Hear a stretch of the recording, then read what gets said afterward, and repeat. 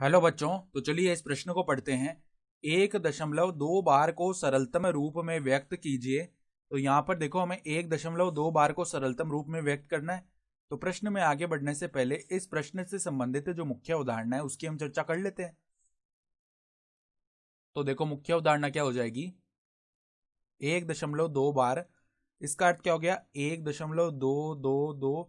ये क्या होगा, बार बार इसकी पुनरावृत्ति होती जाएगी दो की। ठीक है, जिस पर भी हम बार लगाते हैं संख्या पर, उसकी बार बार पुनरावृत्ति होती जाती है। तो अब देखो, यहाँ पर हमें इसका सरलतम रूप याद करना है। तो एक बार इसको हम x के बराबर मान लेते हैं। तो माना कि देखो, यहाँ से x बराबर में 1.2 बार है। तो अब देखो, x बराबर में हम क्या लिख सकते हैं, 1.222। इस प्रकार दो की पुनरावृत्ति होगी, इसको समीकरण 1 बोल देते हैं।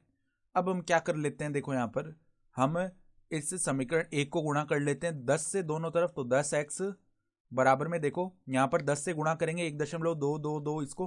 तो यहाँ पर ये जो पॉइंट लगा हुआ है अर्थात दशमलव लगा हुआ है, ये एक स्थान दाईं ओर क्या होगा, थोड़ा सा प्रतिस्थापित हो जाएगा। तो यहाँ पर क्या आ जाएगा, 12.222। इस प्रकार से पद आगे बढ़ेंगे। इसको समीकरण 2 बोल लिया।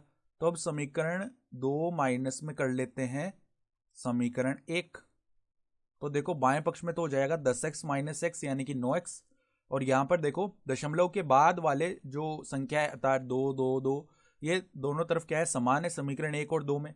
तो क्या होगा, ये तो आपस में शून्य हो गए और 12 माइनस में 1 क्या बन जाएगा, 11 बन जाएगा। तो x का जो मान है वो क्या आ जाएगा, 11/9।